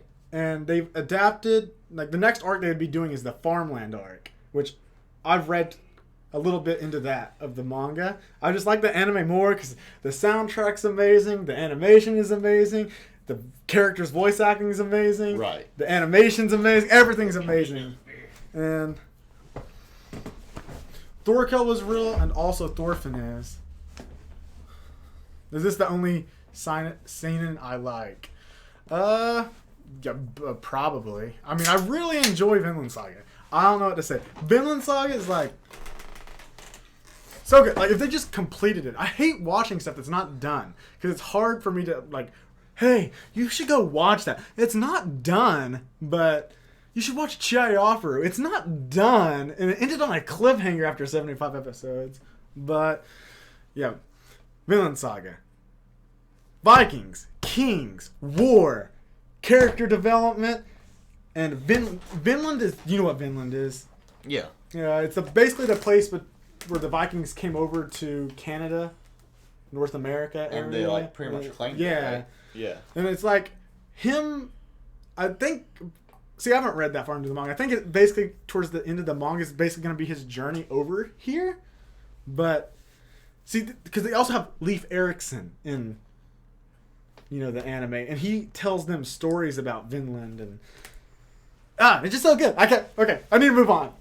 Talk about Vinland a lot. Okay, another honorable mention, Toradora. Yes, 100%. Like. Toradora is probably my favorite romantic comedy that I've watched so far. Like 100%. Palm Top Tiger is the shit. Yeah, it is. Give me a Hoya. See, I've only seen this one dubbed. Have you only seen this one dubbed, or did you watch this one subbed? Because it didn't have a dub until like 2011 or 2012. I think I watched it in dubbed. Yeah. This is one I've seen 3 times. I've seen it. Only watched it dubbed. The dub for this one is amazing. Yeah, it's great. And it's just like he's a very stoic expression person, so everybody thinks he's like an asshole. Yeah. Nobody goes up to him, but he's got the eyes of his dad, who's like, who fucking knows where he's at? I just like went to go get cigarettes one day and didn't come back. But so nobody talks to him, and then there's also Taiga, and Taiga is she's a bit of a bitch, but like she has a soft heart, so it's all right, and like they become good friends, and he starts looking out for Taiga, and there's a solid love interest going on, and it's a very, very I don't want to say moe because it's not, but like it's there. Yeah, it's on that side a lot of times, but like Taiga is like one of the biggest tsunderes. 100%. Like the voice actress in the Japanese version, which I haven't seen, everybody says like the tsundere Japanese voice actors. I watched it dubbed, but I think the dub is amazing, and it was really good. I just like how the story like comes to a proper conclusion for where they're at in life. 100%. So, Toradora, one of the best romantic comedies. Now I'm going to go into like one of the best romances, and it's called Tsuki ga Kirei, or As the Moon So Beautiful. It's probably the romance with the best ending. Like they get together? You have to watch it. Okay. Fair like enough. It's fair so enough. No spoilers talking about it. Okay. But it's the middle school of their third years in middle school. And it's just about this shy boy and this shy girl who she's kind of shy. She has friends but she has like anxiety and stuff. She has this little squishy toy before she runs, and it's just so cute. It's like puppy love, and then that's your favorite age though, right? No. See, we can't joke about this. Why do you say this? We're done. I'll do it fucking. But no, seriously. Okie-Chan. It just goes through, and it has like you have to watch the credits at the last episode, and it's just I don't know. It's just so good. Like. There is some crappy CG crowds. Characters kind of look wonky a little bit. Right, okay. And it's like the most 7 or 8 out of 10 show that has one of the best endings for a romance. So okay, that's fair. It is really freaking good. So I should have wrote down some honorable mentions because I did not write down any.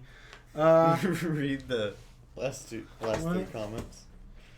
Y'all gonna get arrested. The first and last podcast. Because it's Wormy, I mean, he asked for it almost every other scene. Y'all be whack. Let me look at my bowl. Okay. Oh, I know. My last honorable mention, and this is because I just saw the concluding movie to this. Violet Evergarden. Oh, okay. Have you seen Violet Evergarden? Very little. I haven't. Oh my god. Good. It's so fucking good. Violet Evergarden. So after this, I want to do an honorable mention together that I have in my head. Okay. Yeah, Violet Evergarden has some of the best animation. Yeah, Soul Fate was in my list. It was my number 8. Fate Stay Night. But Violet Evergarden, some of the best animation, some of the best like scenes put together that will just bring tears out of you. And it's a very episodic show about Violet learning what love is. What does I love you mean? She's like a cyborg, right? No. No? She lost her arms in war. Yeah, just so only her arms are bionicle. Cyborg. And she starts working for a postal company where they have these people called auto memory dolls, where they go anywhere in the world to help people write letters to a loved one or somebody they want a letter sent to. Okay. And she wants to take on that job to learn what love is. And it's just like this episodic journey of learning what love is to her and everybody else. Very nice. And it's the conclusion of it was a good conclusion to Violet Evergarden. And so freaking good. All right, you got another one? Yeah, so Future Diary. The Future Diary? Yeah, Future Diaries. What's your opinion? It's okay. I thought it was good. Like that's good. It's not like, in my top 10. It might not even be my top 20. Yeah, it's not. It's good. But I can see it being in somebody else's top 10. Yeah, it's just if you know what happens, it's hard to watch again because the twist at the end. Right. I could see that. But your first time watching it. Yeah, I enjoyed it the first time watching it. So Future Diaries. Everybody has their own diary, and it's pretty much people that write, like keep notes, like keep a diary. Then they get dragged into like this game, and how well they kept their notes in their regular life and what they kept it on, they'll get future notes from themselves talking about what happened. So this person, like, he was very You remember that better than me. Like, now that you said it, I know what other people's do now, but before you said that, I couldn't remember at all. So, like, he was very constant with his notes. Like, everything that he saw, he would type because his face was always in his phone. So, like, his notes were some of the best of all the diaries of the people in the game because he was always typing what he was going through. Yeah. So, his future notes were very specific and were really good. And then, he probably had the best diary. He had the OP-ness of being the main character. Yes, exactly. And then there was somebody's diary. It was a kid that would draw pictures. Yeah, so his was probably one of the worst, but it was fun. Yeah, his was probably one of the worst, but it was a good episode because his diary, he would flip the page of his book and there'd be a picture that he didn't draw, but he did draw because it's the future diaries.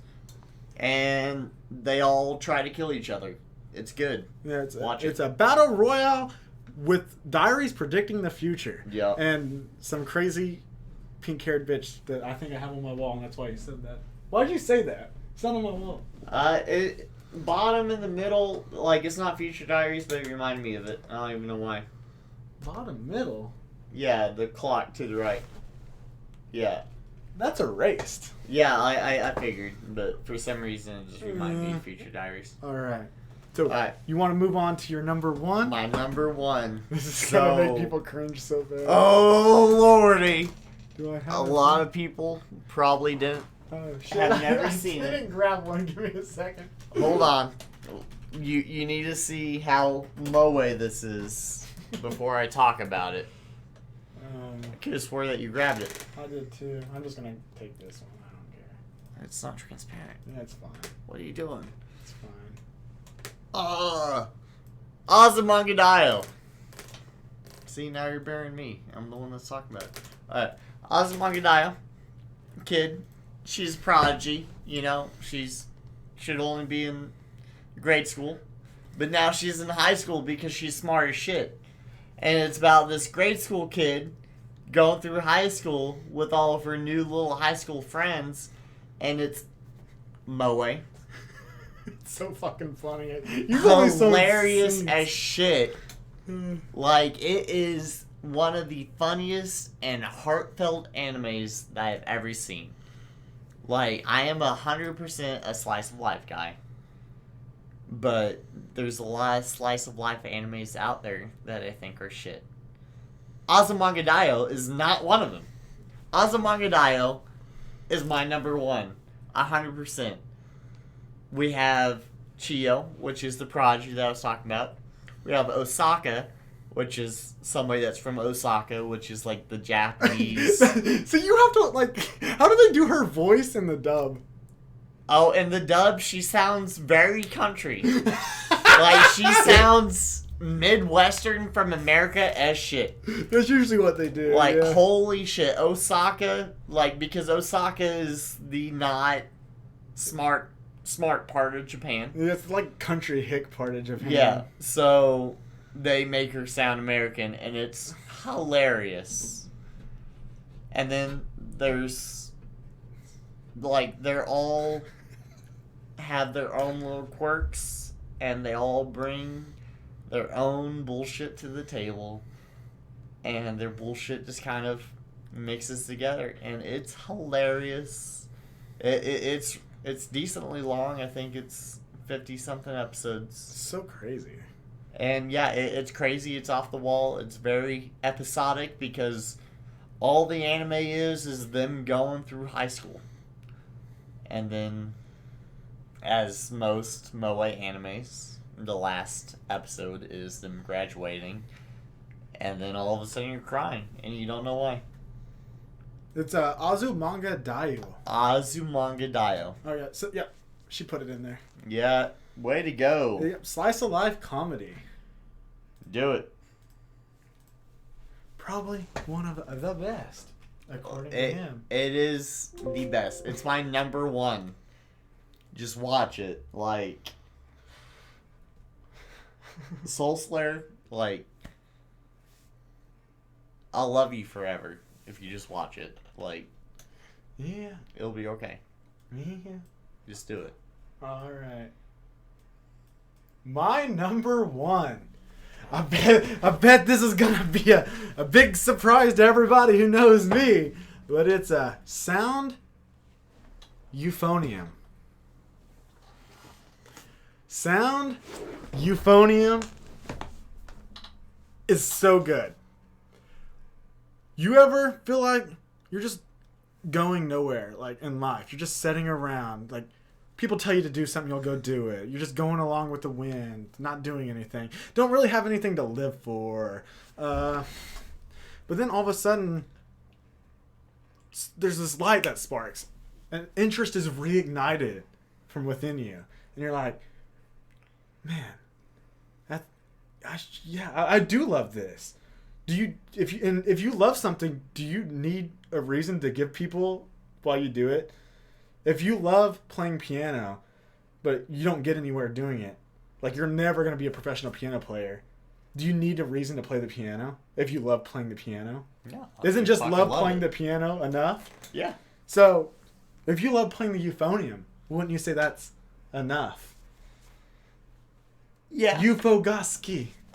Like, euphonium's a lot more different than piano, but like, hey, if that's your jam, then get it. Umaku Naritai, or I Want to Improve, is the first season of, or I'd say almost the whole series of Sound Euphonium in one phrase. Umaku Naritai. I want to improve. I want to get better. I don't want to feel like this anymore.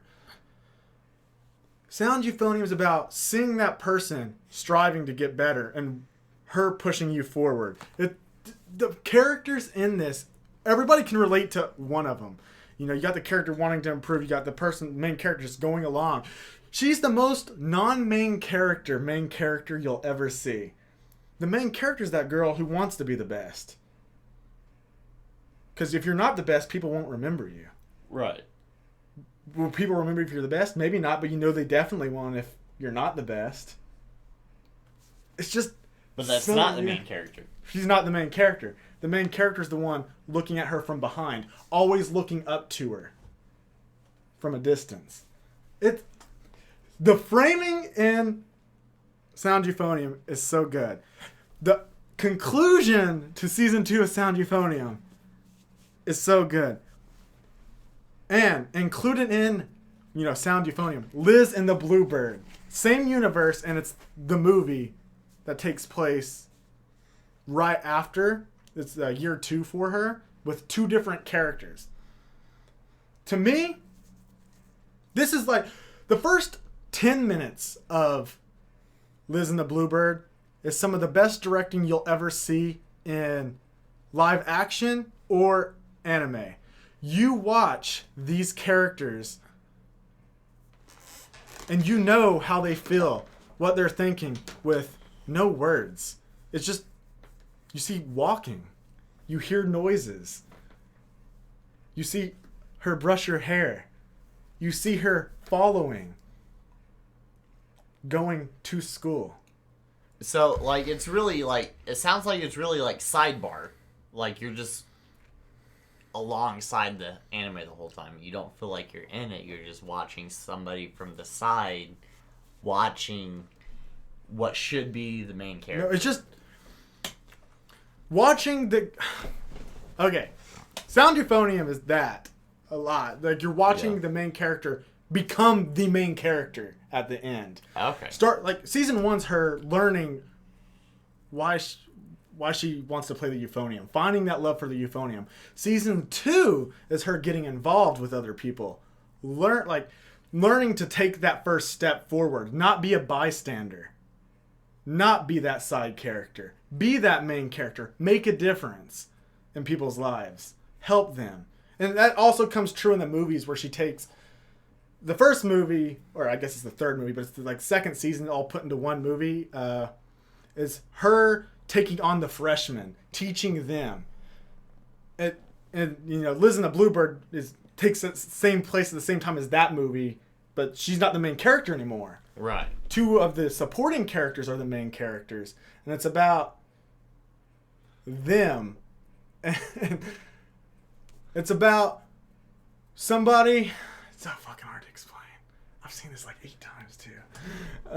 Like, it sounds interesting. You need to watch. I want you to watch this, but I can't even remember their names right now. Nozomi and Mizore.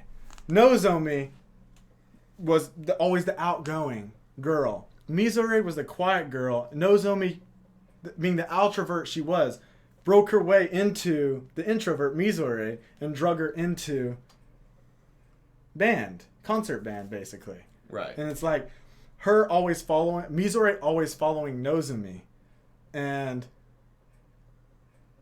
it's juxtaposed against this fictional book in this fictional world called Liz and the Bluebird. And it's about this blue bird who turns, human, and this girl finds her and like nurtures her back, and doesn't want to keep her tied down. Okay. And eventually she lets the bluebird leave. And it's juxtaposed to those two. Right. Okay. It's really hard.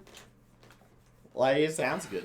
I mean, I'll watch it with you sometime. Okay. But Liz and the Bluebird. How long's the series? 26 episodes with the OVA included. Okay. That's then the movie. There's 2 movies.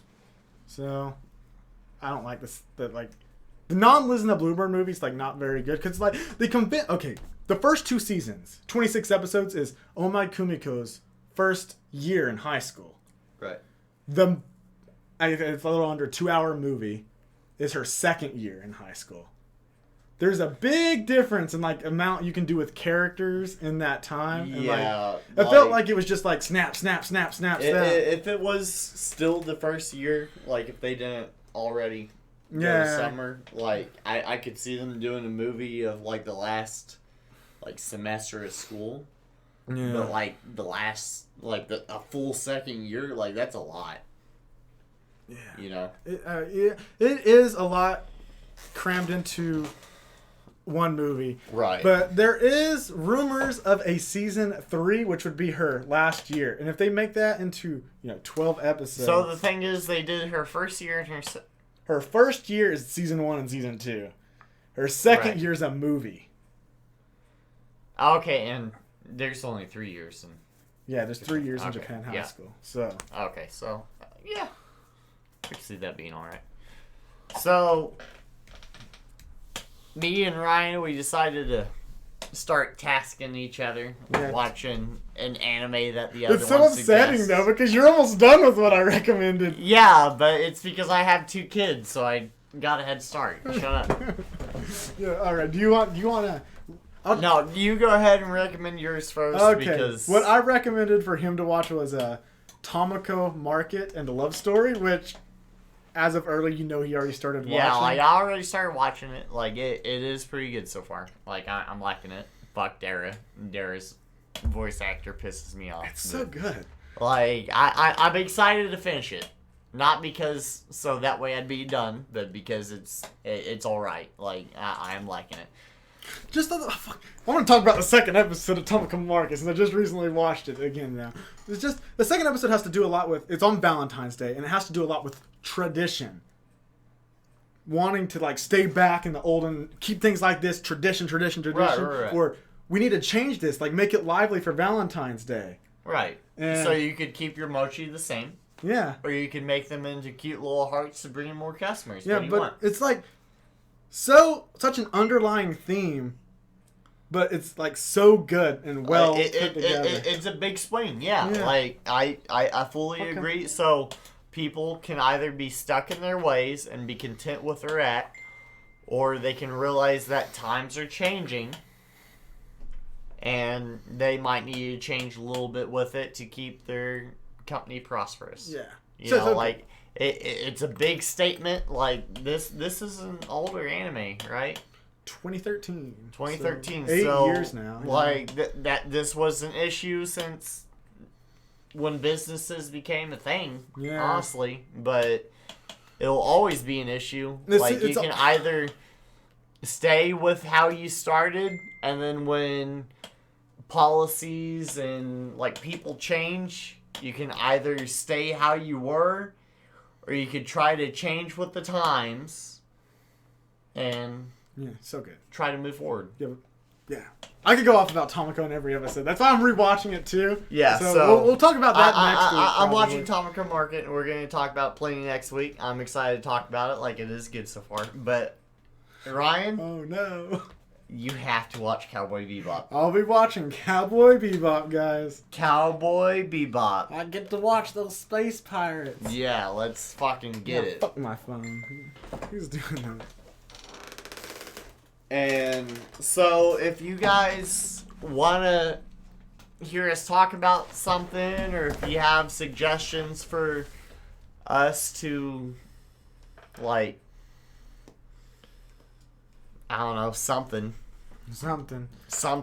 Yeah. Like, if you want us to talk, like, about anime but different, or talk about our favorite characters instead of our favorite animes. Yeah. Give us recommendations. You can just go in my Discord. I know most of you are already in my Discord. Throw it in general. Actually, I'll make a new channel for this podcast, and you can just put recommendations in there. And, Yeah. Easy. So, let's hit it. Like, I'm excited Soul for episode 1. issued a deal there. I want him to watch freaking Vinland Saga. Okay. Yes. He wants you to watch Vinland Saga. Yeah, so. as long as you watch Azumanga Daioh. So, I'm going to finish Tomoko Market. How many episodes is Vinland Saga? 24. 25. 25? Yeah. I'll, as soon as I watch, because I'll probably end up finishing Market tomorrow or Tuesday. Yeah. So, I'll try to start Vinland Saga sometime this week. I'm going to need you... you're going to have to borrow my other disc, because the one you have doesn't have the movie. Okay. Yeah. The movie's like hour and 20 minutes, but it's like... The movie's the best part of the You don't happen to have Vinland Saga too, do you? No, it's on Amazon. Okay. Nobody has Vinland Saga. Yeah, it's one of those Amazon Prime... you have Prime though, right? Yeah, I do. Okay, so you can watch it. Okay. Yeah. Like, Azumanga Daioh, like... I haven't been able to find it on any streaming thing. So, I'm sorry that I'm going to be able to watch Vinland Saga a whole lot sooner than you're going to be able to watch Azumanga Daioh. But just buy it. Like, 100% it's worth it. Just buy it. And if you don't like it, I'll buy it from you for 80% off. And you can ship it to me. 80% off? Well, not 20% off. I'll buy it for 80%. I've been fucking drinking. Shut up. I'll buy it for you for free. You're just gonna send it to me. So, like, I'll buy it for you for 80% if you don't like it. But if you buy it and you like it, then you keep it. If you don't like it, I'll buy it off of you, pay for shipping. Because I had Azumanga Daioh for 3 years. And Jesse, so Trigun is another anime that I got started off on from those VHS tapes that I was talking about earlier. Yeah. I love Trigun. Trigun's great. But Jesse's never seen Trigun. So, when I was managing Pizza Huts in Cushing, I traded my Azumanga Daioh to one of my cook's Trigun sets. And... Oh, yeah, I think you told me. Like, he never gave it back. He never traded back. He moved with my Azumanga Daioh, and I was pissed. And I still haven't bought another set. So, Soul, like, I'm serious. If you buy it, and you watch it, and you don't like it, I'll buy it off of you and pay for the shipping. Because, like, I want to get it again. But I just haven't got to. It's on VRVs. This is what this guy says. Oh, no shit? I guess. I mean... Fucking... Azuma... Yeah, right here. Oh, hot damn. Oh, no, it's on High... Well, yeah, VRV, High Dive. So, High Dive is one of the newer applications, isn't it? Yeah, they got dubbed, too, so... Okay, well, Soul, I guess you don't have to buy it. I'll be honest, I'm kind of sad now because I want to buy it again. VRV is literally the only thing he doesn't have. He has everything else. Oh, see? Just buy Azumarill. Don't worry about my VRV? Shut up. So, buy Azumarill, so if you don't like it, I can just buy it off of you. Like, I'm 100% serious. I want to buy Azumarill again. It's... Actually, you want to know something funny? Let me look this up. Okay, fuck. You can today's the last day for it. It looks like you said I might still buy it. I think you might have misspelled I will buy it. So, just get it. Azumarill? I got faith in you. How do you spell this? Yeah, you spelled it right. Oh. They don't have it. I thought it would be on Sentai since... High dollars. But they don't. Rip. Yeah, but anyway, Randern, I think that's right. Your name's blue, and I can't read it against the black. But Randern, as of this week, would be weekly or bi-weekly. We're going to try to do it weekly. Yes. So every Sunday, Every Sunday, 7 p.m. Central Standard Time. A lot of times, episode zeros are the longer episodes, because it's got the introduction and, like, everything above. But if you guys want to hear us talk about, like, a certain anime that we might have watched, shoot us something. We might talk about Nagatoro, since that's... we read boy, that. So, yeah, like, there's 100% going to be a Nagatoro section. Yeah. And episode 1, because I'm going to probably watch it tomorrow. Because it's good. It's really good. Dude, I'm so excited. So excited. They use the opening song as the ending, like with the animation and everything. It's like really good. It's called Easy Love, and it's sung by Nagatoro's voice actors. So. Oh, hell yeah. But Ryan's going to watch Cowboy Bebop. I'm going to finish watching Tamako Market. Yeah. And then, so next week we're doing Tamako Market and Tamako Love Story. And then just talk maybe about some of the weekly stuff we watch. Yeah. Because we both watch a lot of So, like, I'm watching Fire Force. I'm going to start watching AOT soon because I haven't started the last season yet. I'm also watching Slime. I'm loving Slime. I'm loving Fire Force. And I love that. Who did Soul Eater? The same guy who's doing Fire Force. Yeah, I know that. I just don't know his name. Like, everybody's fucking name. So not that guy's. But I love Soul Eater, and I'm loving Fire Force. I'm also watching Slime. I'm trying to finish. Did you watch Mushoku Tensei yet? No. I definitely recommend giving that a shot. It's an isekai. It just finished. It's only 11 episodes for this first season. But they built the studio just for this one show. Okay. And it's about a guy who's, I think, 38 or 39, died, and he reincarnated as a baby in this world. So he has to, like, learn the language. And, like, it deals with he was, like, scared to leave his room, so he's, like, scared to leave that. It's really good. It's like a slice of life isekai. Because you're watching this guy in a child's body grow up. And it's, like, more... This first season's more of just, like, his life and, like, learning stuff. And it's, like, super slice of life this first season. I'm also watching Jobless. Wonder Egg. Yeah, you guys watched Wonder Egg, didn't you? Yeah, we're halfway through it, if not a little bit more. Like, we're around halfway. It's really good. We're also watching Jobless Reincarnation. Yeah. That's getting really good. Like, we're watching a lot of stuff weekly.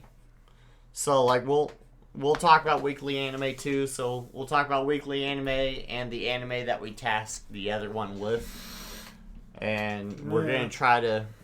And then maybe we'll do, like, openings or endings, or, like, we'll do a manga episode, because, like, we read manga, it's just, like, not the manga everybody else reads. Right, so it's either slice of life or it's smut. And I don't think I can talk about smut on Twitch.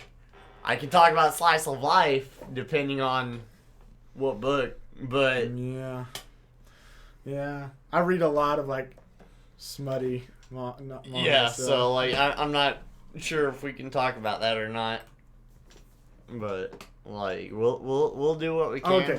We like reading.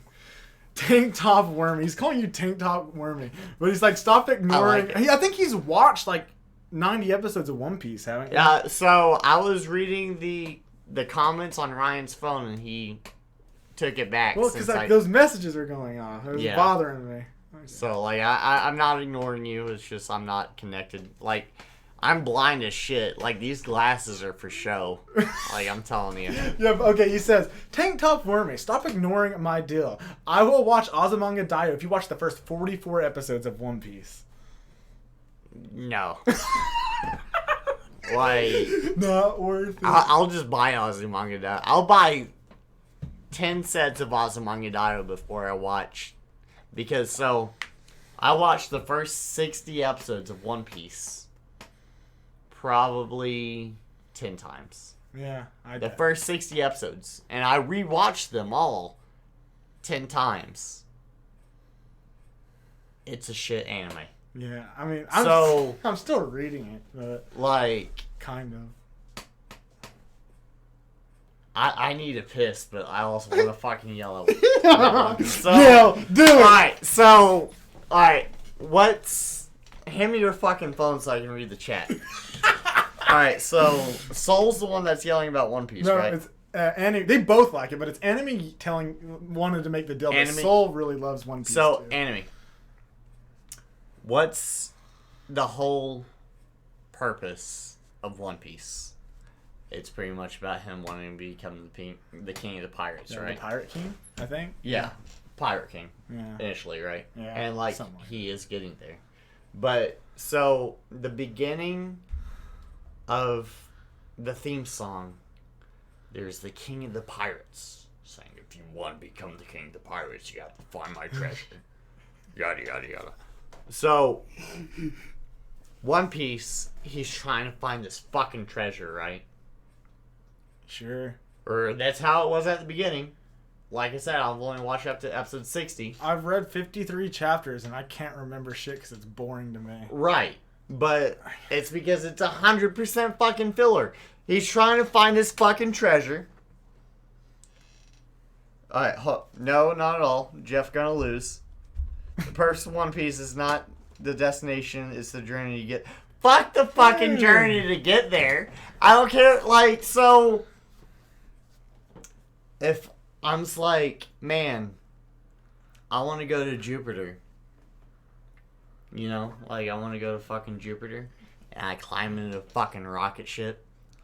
And I fly off Earth going the other way. And I spend 900 plus fucking episodes trying to get to Jupiter and I never fucking get there. I don't give a shit about the fucking journey. It's all black. That's all it is. There's literally no... It's all filler. Oh, I'm triggered right now, too. Boy, howdy. See, what? I don't... So, like... Alright, correct me if... Unlock your fucking phone. So, correct me if I'm wrong. The big fucking treasure that the guy fucking talks about in the beginning of the episode has to have multiple pieces to a fucking map to get it, right? You know more than me. I don't even know that, so... Man, I'm... Whoa! Okay, correct me. Correct me. Jesse, shut up. Your wife's throwing shit at you. It's so funny. Oh, boy, howdy. I know who's getting beat when I get home. The destination doesn't matter. See, if the destination doesn't matter, don't you have to enjoy the characters? If the destination doesn't matter, it's not going to be fucking 900 plus episodes long. I fucking hate the characters in One Piece, to be honest with you. I don't enjoy any of them. The One Piece is just a catalyst. So, like, it's just fuming the pirates to become a pirate? I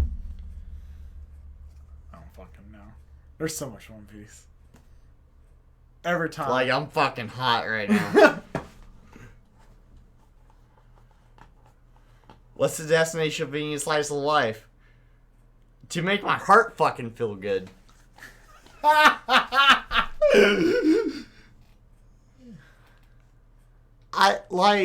feel like if I've seen I feel like if I've seen enough pirates join his ship I should have had enough backstory on the others. And, like, I'm not saying...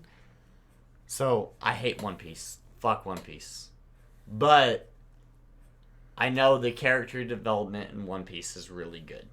The thing is, I can't justify myself watching 900 episodes knowing that the plot is never going to get solved. I just don't like the fucking characters. Gonna be honest with you. It takes them 40 episodes for character development that it takes normal shows 1 episode. Okay, so no, and it also has shitty character designs. I'm just gonna say it. I hate the character designs. Usopp pisses me off. I hate his nose.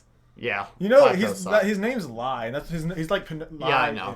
But and then there's also the fucking deer. And like I didn't even get that far. I don't know what the fuck you're talking about. Yeah, the deer ends up being a fucking badass later on. Like I haven't watched that far, but the deer ends up being a fucking badass. I just met Sanji where I'm reading in the manga and him cooking and then Sanji is fucking dope-ish. So hate fucking One Piece. Sanji is fucking dope. Like any fucking cook that has a cigarette hanging out of his mouth 90% of the fucking time. Are you just saying that because you smoke? Shut the fuck up. He's a badass. Okay, and it's a lollipop in the 4Kids so version. Do you like Offspring? Yeah. So the Offspring has the song You're Gonna Go Far Kid. How I found that song was because of an AMV that had One Piece, and its adaptation was You're Gonna Go Far Sanji. And there's this whole fucking fight scene of him kicking some wolf guy's ass. His leg fucking lights up like the butt of or the cherry of a cigarette. And, like, it's fucking dope. Honestly, like, I hate them all. Every time I, like... Yeah, fuck One Piece. Like, see, what bothered me... Okay, he wants to be a pirate, but he doesn't even know about the world. And, like, I remember... It's like chapter 22, we learned about the Grand Line, and then the opposite line. Right, yeah. And, like, that's fucking... So... Alright, so... The destination is what matters. That's right. I agree. That's the whole point of Slice of Life. I understand. But the thing that makes me upset is it talks about a plot. Like, it hints at a plot at the beginning of every EP for the first several episodes of them trying to find the treasure. You know? Like, first watching One Piece, which I tried several times in the past couple of years, and previous, when I first started trying to watch it way before Ryan got an anime, it would talk about trying to find the treasure. And I tried numerous times, but there wasn't a single episode that got them closer. For the first 60 episodes, nothing got them closer. See, I've just read shorter manga than what I've read of One Piece. I've read 52 chapters of One Piece. There's a manga called Scum's Wish that's like 49 chapters that I found more enjoyment in. So...